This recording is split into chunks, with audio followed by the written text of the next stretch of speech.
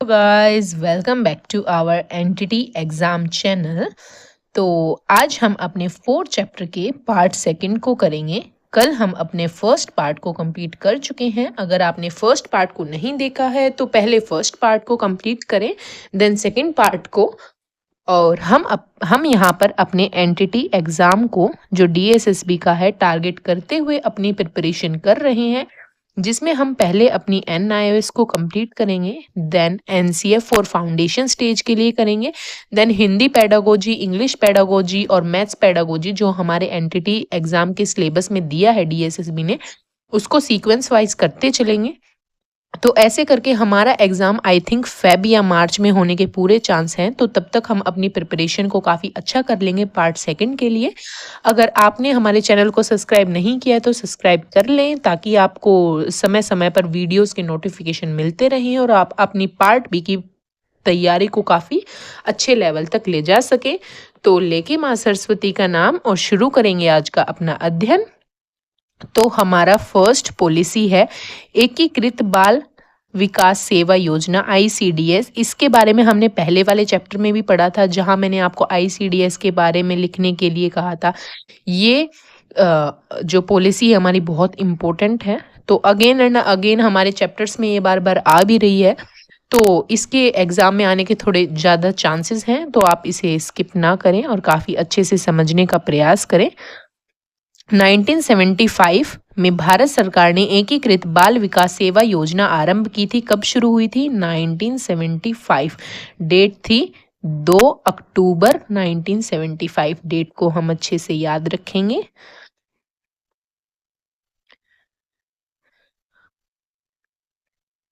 यह एक अनूठा तथा प्रारंभिक बाल्यावस्था और देखभाल के लिए विश्व का सबसे बड़ा कार्यक्रम था। विश्व का सबसे बड़ा कार्यक्रम कौन सा था? हमारा इंटीग्रेटेड चाइल्ड डेवलपमेंट सर्विस।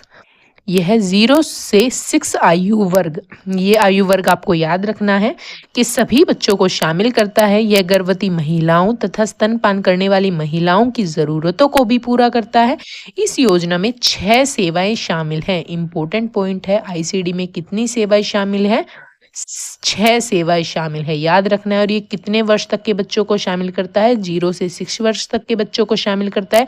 इसमें हमारी गर्भवती महिलाओं को भी ये शामिल करता है और स्तनपान कराने वाली महिलाओं को भी यह शामिल करता है। तो ये पॉइंट्स हमें याद रखने हैं। अब ये 6 सेवाएं हमारी हैं कौन कौन सी? गाइस बहुत इंपॉर्टेंट है, प्रीवियस ईयर एग्जाम में पूछा भी गया है। कोई भी 4 सेवा आपको लिख के दे देगा और पूछेगा कौन सी सेवा नहीं है या कौन सी सेवा है। तो आपको ये 6 की 6 सेवाएं बिल्कुल टिप्स पे याद होनी चाहिए। बार बार आप अगर बोल के देखेंगे तो आपको ये याद हो जाएंगी, या फिर अगर आप एक बार लिख लें हाथ से और फिर बिना देखे लिखे तो आपको डेफिनेटली याद हो जाएंगी। पूरक पोषण, बच्चे को पूरा पोषण मिले। पूर्व प्राथमिक विद्यालय अनौपचारिक शिक्षा, पोषण तथा स्वास्थ्य शिक्षा, टीकाकरण, स्वास्थ्य जांच तथा निर्देश परक सेवाएं। निर्देश परक सेवाएं आई थिंक रेफरल सर्विस।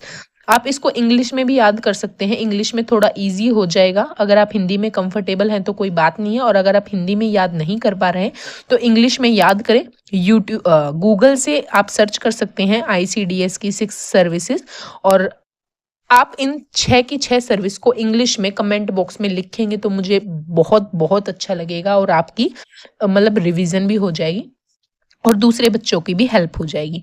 अब इस योजना के उद्देश्य क्या थे उसके बारे में हम पढ़ेंगे। आईसीडीएस शुरू क्यों किया गया था? 0 से 6 वर्ष से आयु वर्ग के सभी बच्चों के पोषण तथा स्वास्थ्य स्तर में सुधार करने के लिए, बच्चों के समुचित मनोवैज्ञानिक, शारीरिक तथा सामाजिक विकास की नींव रखना, मृत्यु दर, रुग्णता, कुपोषण तथा विद्यालय छोड़ने की घटनाओं को कम करना, बच्चों के विकास को बढ़ावा देने के लिए विभिन्न विभागों के मध्य नीति तथा क्रियान्वयन के प्रभावों समन्वयों को प्राप्त करना था। समुचित पोषण तथा स्वास्थ्य शिक्षा द्वारा बच्चों के सामान्य स्वास्थ्य तथा पोषण संबंधी आवश्यकताओं की देखरेख करने की माता पिता की क्षमता में वृद्धि करना। तो ये सभी हमारे उद्देश्य थे आईसीडीएस को शुरू करने के। तो इम्पोर्टेंट है, अच्छे से इस स्कीम को हम याद रखेंगे। हमारी नेक्स्ट स्कीम है mid day meal scheme, MDMS full form पूछी जा सकती है। MDMS की मिड डे मील स्कीम 1975 वर्ष को याद रखेंगे। सारे देश में सरकारी सहायता प्राप्त स्थानीय निकायों के लिए शिक्षा गारंटी योजना तथा वैकल्पिक तथा नवाचार शिक्षा केंद्रों की प्राथमिक कक्षाओं में पढ़ने वाले बच्चों को पोषण स्तर में सुधार करने के लिए 1995 में मध्याह्न भोजन योजना का आरंभ किया गया था। कब स्टार्ट हुई थी? 1995। इम्पोर्टेंट है। इसका उद्देश्य था ताकि बच्चों का नामांकन ज़्यादा से ज़्यादा हो तथा उपस्थिति में वृद्धि हो, बच्चे डेली स्कूल आए, बच्चों के पोषण स्तर में सुधार करना। अक्टूबर 2007 इम्पोर्टेंट है में योजना का उच्च प्राथमिक कक्षाओं अर्थात कक्षा 6 से 8 तक, 6 to 8 क्लास तक बच्चों को भी शामिल करने के लिए विस्तृत किया गया। 1995 में केवल प्राइमरी बच्चों के लिए ये था, 1st to 5th क्लास तक, बट अक्टूबर 2007 में 6th to 8th क्लास को भी शामिल कर लिया गया था। याद रखना है। जननी सुरक्षा योजना इंपॉर्टेंट है। जननी सुरक्षा योजना 12 अप्रैल 2005 को आरंभ की गई थी। कब? 12 अप्रैल। मैं आपको ये अलग से लिख के इसलिए दिखा रही हूँ क्योंकि आपके माइंड में सेट करने के लिए, ताकि वीडियो देखते देखते आपको ये डेट याद हो जाए और जब आप रिवाइज करें तो ये परमानेंट आपकी मेमोरी में स्टोर हो जाए, ताकि आप एग्जाम में देखें और सेकेंड्स में आंसर को टिक करें। में आरंभ की गई थी राष्ट्रीय स्वास्थ्य मिशन के तहत। किसके तहत? राष्ट्रीय मिशन स्वास्थ्य के तहत हमारी जननी सुरक्षा योजना स्टार्ट की गई थी। यह एक सुरक्षित मातृत्व हस्तक्षेप था। इसका उद्देश्य क्या था? निर्धन गर्भवती महिलाओं में संस्थागत प्रसव के प्रोत्साहन द्वारा मातृ तथा नवजात मृत्यु को कम करना। कि जो गरीब महिलाएं थी, जो प्रॉपर मतलब उस टाइम उन्हें फैसिलिटीज नहीं मिलती गर्भावस्था और जब प्रसव के दौरान जब बच्चा होने वाला होता है, तो उनको सुविधाएं देने के लिए और बच्चों के अच्छे स्वास्थ्य के लिए ये जननी सुरक्षा योजना शुरू की गई थी। जननी शिशु सुरक्षा कार्यक्रम, फिर हमारा जननी शिशु सुरक्षा कार्यक्रम आया। भारत सरकार ने शहरी और ग्रामीण दोनों, याद रखना, दोनों ही क्षेत्रों में सरकारी स्वास्थ्य संस्था में गर्भवती महिलाओं तथा बीमार नवजात शिशुओं को पूर्णतः निःशुल्क तथा कौशल सेवाओं प्रदान करने के लिए 2011 में जननी सुरक्षा कार्यक्रम शुरू किया। अब ये जननी शिशु सुरक्षा कार्यक्रम हमारा 2011 में शुरू हुआ था और जननी सुरक्षा योजना केवल 12 अप्रैल 2005 में शुरू हुई थी। वर्ष इंपॉर्टेंट हैं, बार बार रिवाइज करेंगे तो ही याद रहेंगे। राष्ट्रीय बाल स्वास्थ्य कार्यक्रम, भारत सरकार ने राष्ट्रीय स्वास्थ्य सेवा के अंतर्गत एक नवाचारिक पहल राष्ट्रीय बाल स्वास्थ्य कार्यक्रम का आरंभ किया। किसने आरंभ किया था? राष्ट्रीय बाल स्वास्थ्य कार्यक्रम का भारत सरकार ने राष्ट्रीय स्वास्थ्य मिशन के अंतर्गत। यह बाल स्वास्थ्य जांच तथा प्रारंभिक हस्तक्षेप सेवाओं की परिकल्पना करता है, जो कि प्रारंभिक पहचान तथा एक व्यवस्थित उपागम है। इसमें 18 वर्ष से कम आयु के बच्चों में संभावित 30 स्वास्थ्य स्थितियों के समुच्चय ही प्रारंभिक खोज तथा प्रबंधन शामिल है। इसमें 18 वर्ष से कम बच्चों के लिए सुविधाएं दी गई थी। ये स्थितियां मुख्य रूप से जन्म के समय दोष, बच्चों के रोग, कमियों से संबंधित परिस्थितियां तथा दिव्यांगता सहायता, विकासात्मक विलंब या 4D defects at birth, defect at children, defect condition, development delay include करता है। अब पूछा जा सकता है सॉरी 4Ds क्या है? तो यहाँ पर हमारी एनआईएस में मेंशन है defect at birth, disease in children, deficiency condition and development delay. 4D आपको समझ आ गया? अपने नोट्स में लिख सकते हैं। बाल स्वास्थ्य जांच तथा प्रारंभिक हस्तक्षेप सेवाओं का उद्देश्य दिव्यांगता की सीमा को कम करना, जीवन की गुणवत्ता में सुधार करना। अब इसका उद्देश्य क्या था? कि बच्चों के जीवन में गुणवत्ता में सुधार आए तथा सभी व्यक्तियों को उनकी पूर्ण क्षमता की प्राप्ति में योग्य बनाना। अब राष्ट्रीय बाल स्वास्थ्य कार्यक्रम का उद्देश्य और कितने वर्ष तक के बच्चे और 4Ds क्या है, इनके बारे में हमने पढ़ा। अब हम पढ़ेंगे एकीकृत बाल संरक्षण योजना, जिसके बारे में हम पहले वाले चैप्टर में भी पढ़ चुके हैं अगर आपको याद हो तो। 2009 इंटीग्रेटेड चाइल्ड प्रोटेक्शन स्कीम का लक्ष्य कठिन परिस्थितियों के बच्चों तथा अन्य असुरक्षित बच्चों के लिए सुरक्षित वातावरण का निर्माण करना। ठीक है, integrated child protection scheme 2009।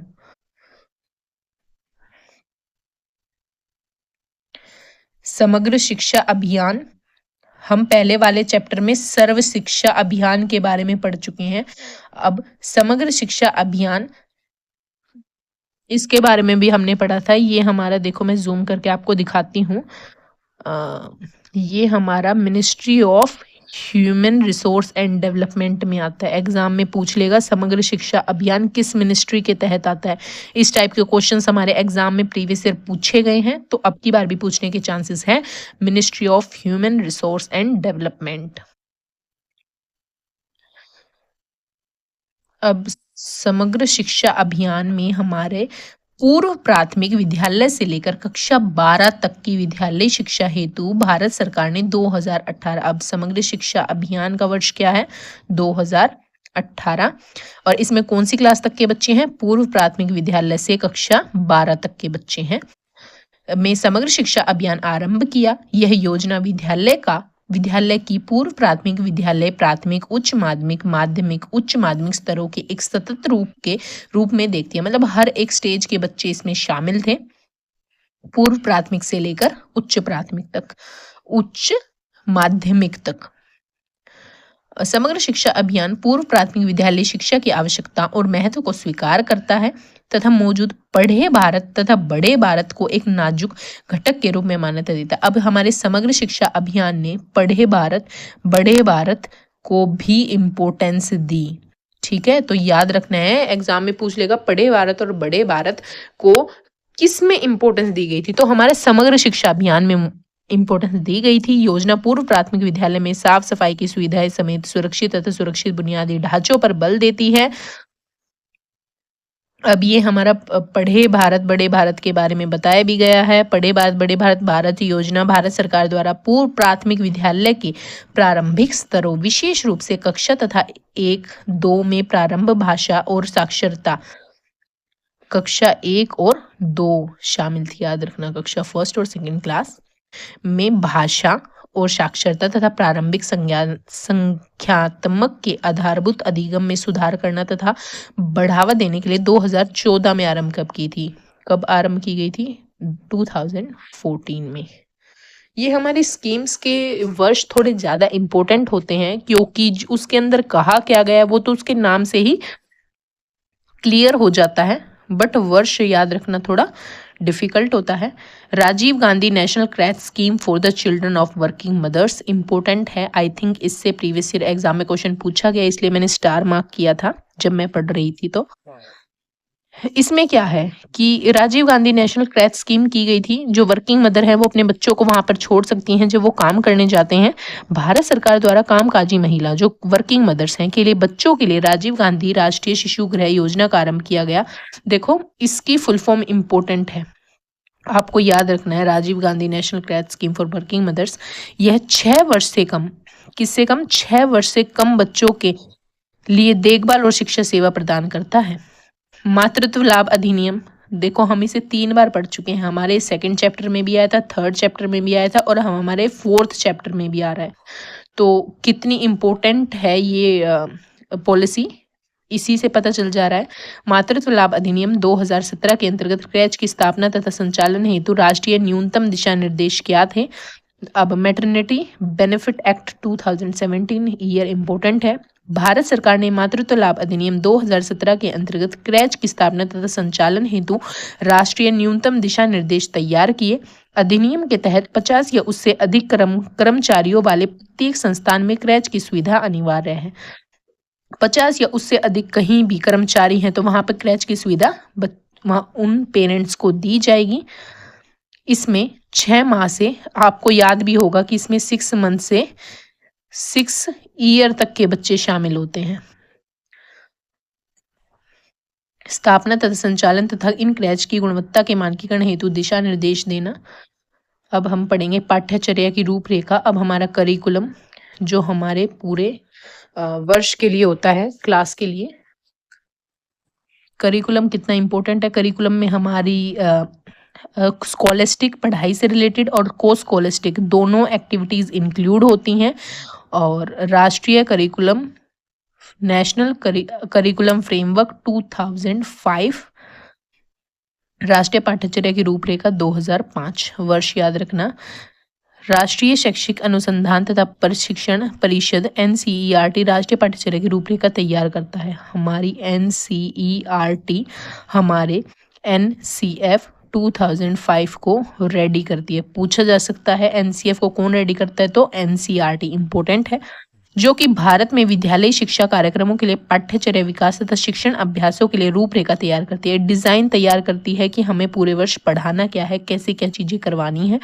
ECC के संदर्भ में रूपरेखा छोटे बच्चों को उनकी शारीरिक, संज्ञानात्मक, सामाजिक, संवेगात्मक सहित समग्र विकास, होलिस्टिक डेवलपमेंट, देखभाल, अवसर तथा अनुभव प्रदान करने का समर्थन करती है। यह ECC को औपचारिक विद्यालय शिक्षा की तैयारी के रूप में तैयार करती है कि ECC के बच्चे छोटे होते तो उन्हें औपचारिक शिक्षा, फॉर्मल एजुकेशन के लिए रेडी करती है। अब ये मोस्ट इंपॉर्टेंट है, जो हमारा केवल ECC के लिए ही आई थी।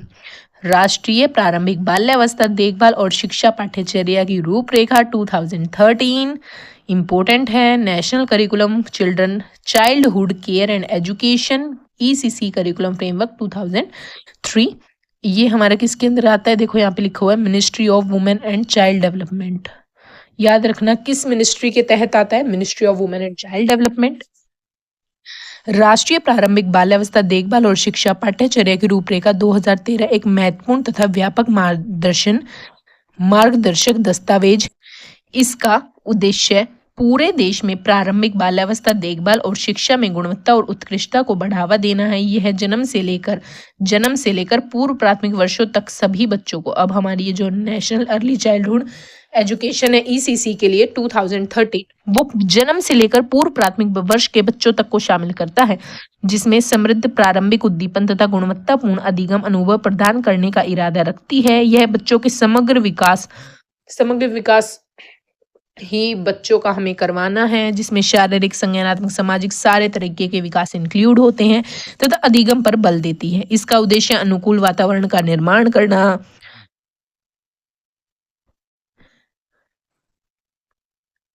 तथा बच्चों की विकासात्मक तथा संदर्भात्मक आवश्यकताओं के अनुसार आवश्यकता आधारित इनपुट प्रदान करना। अब हम ये क्वेश्चंस करेंगे, आप वीडियो पॉज करके आंसर देने की ट्राई करें। देखते हैं कि आपकी अंडरस्टैंडिंग कितने लेवल की बनी, और अगर आपका आंसर ठीक निकलता है तो आप सही रास्ते पर चल रहे हैं, आपकी प्रोग्रेस हो रही है। अगर गलत निकलता है तो नो प्रॉब्लम, आप उसको रिमाइंड रखें कि आपका इन फ्यूचर अगर एग्जाम में वो क्वेश्चन आता है तो गलत नहीं होगा। फर्स्ट क्वेश्चन, कामकाजी महिलाओं के लिए बच्चों के लिए राजीव गांधी राष्ट्रीय शिशु गृह योजना का उद्देश्य कामकाजी महिलाओं के बच्चों के लिए शिशु गृह की स्थापना तथा गुणवत्तापूर्ण दिन में देखभाल की सुविधा प्रदान करना है। देखो गाइस, हमने पढ़ा था राष्ट्रीय माध्यमिक बाल शिक्षा का उद्देश्य यही था, तो इसका आंसर होगा हमारा सत्य। सेकंड क्वेश्चन है हमारा, समग्र शिक्षा अभियान पूर्व प्राथमिक विद्यालय से लेकर डिग्री स्तर तक की शिक्षा को समाहित करता है? नहीं, हमने पढ़ा था पूर्व प्राथमिक विद्यालय से लेकर उच्च माध्यमिक स्तर तक बच्चों को शामिल करता है। देखो मैं अभी आपको दिखाती हूँ कहाँ पे हमने पढ़ा था। देखो ये हमारी है समग्र शिक्षा अभियान 2018, पूर्व प्राथमिक विद्यालय से लेकर कक्षा 12 तक की विद्यालय शिक्षा हेतु भारत सरकार ने शुरू किया था। पूर्व प्राथमिक विद्यालय से लेकर 12th क्लास तक, देखो यहाँ पे लिखा भी हुआ है, जिसमें पूर्व प्राथमिक विद्यालय, प्राथमिक, प्राथमिक, माध्यमिक और उच्च माध्यमिक स्तर तक, तो पूर्व प्राथमिक विद्यालय से लेकर उच्च माध्यमिक स्तरों तक के बच्चों को शामिल करता है, ना कि डिग्री तक। तो आपको समझ आया कि ये हमारा क्वेश्चन गलत होगा, तो इसका आंसर है असत्य। थर्ड क्वेश्चन, राष्ट्रीय प्रारंभिक बाल्यावस्था देखभाल तथा शिक्षा पाठ्यक्रम की रूपरेखा का उद्देश्य ECC में गुणवत्तापूर्ण और उत्कृष्टता को बढ़ावा देना। बिल्कुल, इसका उद्देश्य यही है। फोर्थ क्वेश्चन, एकीकृत बाल विकास सेवा योजना ICDS भारत सरकार द्वारा 1979 में आरंभ की गई थी। अब इसका आंसर आपको कमेंट बॉक्स में डेफिनेटली देना है कि वर्ष क्या था हमारा ICDS का, इंटीग्रेटेड चाइल्ड डेवलपमेंट सर्विस का, और डेट के साथ लिखना है। इस क्वेश्चन को हर एक बच्चा लिखेगा। अगर किसी बच्चे ने कमेंट कर रखा है तो उसके आंसर को देखकर नहीं जाना है, अपना कमेंट जरूर करना है। फिफ्थ क्वेश्चन, क्रैच की स्थापना तथा संचालन हेतु राष्ट्रीय न्यूनतम दिशा निर्देश 6 माह से लेकर 6 वर्ष तक के बच्चों के लिए क्रैच की स्थापना तथा संचालन हेतु तैयारी करता है। बिल्कुल ठीक है। अब हम ईसीसी के विभिन्न सेवा प्रदाता के बारे में पढ़ेंगे कि ईसीसी की सेवाएं कौन कौन देता है। सरकारी क्षेत्र देते हैं, निजी क्षेत्र देते हैं और गैर सरकारी। अब एग्जाम में पूछा जा सकता है 4 ऑप्शन देके कि कौन ईसीसी की सेवा नहीं देता, तो सरकारी भी देते हैं, निजी भी देते हैं और गैर सरकारी भी देते हैं। तो उस तरीके से आप क्वेश्चन को हैंडल कर सकते हैं जैसे एग्जामिनर पूछेगा आपसे। 1975 में आरंभ हुई एकीकृत बाल सेवा योजना। देखो आपको वहां का क्वेश्चन यहाँ भी मिल गया कि वो 1979 नहीं था, 1975 था। दो, और साथ में मैंने आपको डेट भी बताई थी 2 अक्टूबर 1975। ईसीसी प्रदान करने के लिए अधिदेशित विश्व के सबसे बड़े कार्यक्रमों में से एक है। इस पाठ के पिछले भाग में आपने आईसीडी का सेवा उद्देश्यों के बारे में अध्ययन किया। आंगनवाड़ी नामक केंद्र द्वारा ये सेवाएं प्रदान की जाती है। अब सरकार हमारी आईसीडी के तहत और बहुत सारी योजनाओं के तहत ईसीसी को प्रमोट करती है। अब निजी क्षेत्र भी होते हैं, प्राइवेट क्षेत्र ईसीसी की सेवा प्रदान करते हैं। इसमें स्टैंड एलोन पूर्व प्राथमिक विद्यालय, स्वामित्व वाले पूर्व प्राथमिक विद्यालय, फ्रेंचाइजी वाले शामिल। तो ऐसे निजी क्षेत्र भी ईसीसी के लिए सेवा प्रदान करते हैं और गैर निजी क्षेत्र भी ईसीसी के लिए सेवा प्रदान कर सकते हैं। आप अपनी नॉलेज के लिए पढ़ सकते हैं। अब हमारा चैप्टर हो गया है फिनिश और ये हमारा समराइज फॉर्म में है कि हमने क्या सीखा। आप इसको पढ़ सकते हैं और मतलब पढ़े कि आपको पता चलेगा कि हमने चैप्टर में क्या क्या पढ़ा था और आपको समराइज फॉर्म में रिवाइज हो जाएगा।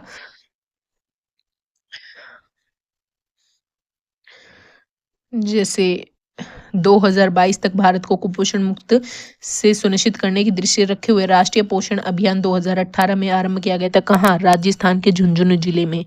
और 2022 तक हमें भारत को कुपोषण मुक्त करना है। तो ऐसे हमारी रिवीजन हो जाएगी। यहाँ पे देखो आईसीडीज का 1975 में आरंभ की गई एकीकृत बाल सेवा योजना। तो ऐसे आप रिवीजन कर सकते हैं। अब हमारा ये चैप्टर फिनिश हो गया है। ये इम्पोर्टेंट पॉइंट है। यहाँ पे हमारी हर एक स्कीम, जितनी भी हमने स्कीम्स पढ़ी हैं वो किस मिनिस्ट्री के अंदर आती हैं वो सभी लिखा हुआ है। इम्पोर्टेंट है, स्किप नहीं करना। वैसे अगर हम एनओएस पढ़ते हैं तो हम इन पॉइंट्स को पर ध्यान नहीं देते, बट गाइस जब मैंने सारे प्रीवियस पेपर्स को एनालाइज किया तो यहाँ से क्वेश्चन पूछे गए हैं। तो आप इसे स्किप ना करें और इम्पोर्टेंट समझकर सभी जितनी भी पॉलिसीज हैं वो किस मिनिस्ट्री के तहत आती हैं आपको वो याद रखना है। जैसे कि हमारा इंडियन न्यूबॉर्न एक्शन प्लान 2014 वो किस मिनिस्ट्री के तहत आता है? Ministry of health and family welfare. आप इन सभी को एक वहां पे लिख ले, जैसे कि ministry of health and family welfare के तहत कौन कौन सी मिनिस्ट्री आती हैं। आप उन सभी मिनिस्ट्रीज के नाम लिख लें, जैसे कि इंडियन न्यूबॉर्न एक्शन प्लान और दूसरी हमारी जननी शिशु सुरक्षा योजना आती है और जननी सुरक्षा योजना भी हमारे इसी में आती है। तो आप सारी मिनिस्ट्रीज को ऐसे नाम लिखकर लिख ले उनके नीचे, तो आपको अच्छे से याद हो जाएगा। और जब हम रिवीजन करेंगे इन सभी चैप्टर्स का शॉर्ट फॉर्म में तो भी मैं आपको करवाऊंगी, बट आप अपने लिए इन्हें लिख लें। अब जैसे कि नेशनल हेल्थ पॉलिसी 2017 किसके आते हैं? नेशनल हेल्थ फैमिली वेलफेयर के तहत आती है ये भी।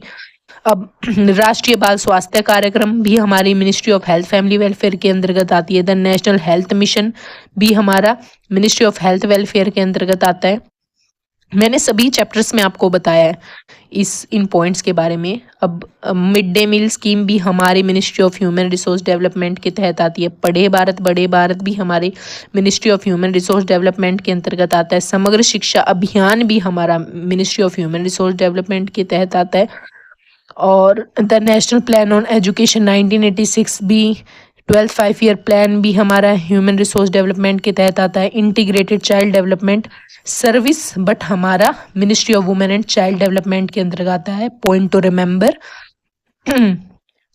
इंटीग्रेटेड चाइल्ड प्रोटेक्शन स्कीम 2009 वो हमारा ministry of human resource development के अंतर्गत आता है। इम्पोर्टेंट है।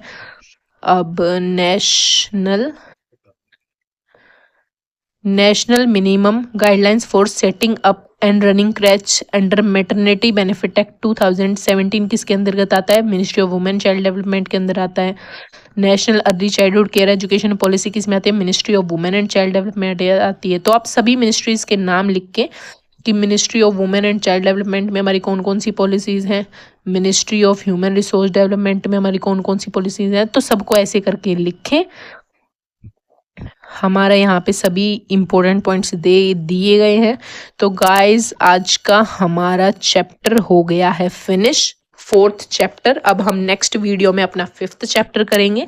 अगर आप सभी को वीडियो पसंद आ रही है, मेरा ये छोटा सा एफर्ट्स अगर आपकी तैयारी को कहीं ना कहीं हेल्प कर रहा है, तो प्लीज़ कमेंट बॉक्स में बताएं कि कितना हेल्पफुल है ये आपके लिए, और लाइक कर सकते हैं अगर आप करना चाहें तो। और ठीक है, मिलते हैं नेक्स्ट वीडियो में, और मेहनत करते रहिए। एक सीट अगर आपको पक्की करनी है तो, और गर्ल्स और फीमेल्स के लिए तो सरकारी नौकरी कितनी इम्पोर्टेंट होती है, वो बहुत ज़्यादा, मतलब आपकी जीवन खुशियों से भर जाएगा अगर आपको जॉब मिल जाएगी। तो अपने ये 3 मंथ लगकर मेहनत कीजिए, और अपने पार्ट बी को इतना स्ट्रॉन्ग कर लीजिए कि आपके 80 से 90 मार्क्स बने। गाइज इतने मार्क्स आते हैं बच्चों के, तभी उनका स्कोर मतलब 140 प्लस जा पाता है, क्योंकि पार्ट 1 में ज़्यादा स्कोर नहीं कर पाते, बट पार्ट बी में हमारा स्कोरिंग है। तो पार्ट बी को इतना बेहतर तरीके से करना है कि एक सिंगल माइन्यूट पॉइंट भी आपका ना रह जाए। वही कोशिश मैं आपकी कर रही हूँ, और आप अपने तरफ से भी एफर्ट लगाएं, वरना हम इस चैनल पर अपने पार्ट बी की तैयारी को काफ़ी अच्छे से करेंगे। और मिलते हैं नेक्स्ट वीडियो में, आज के लिए इतना ही।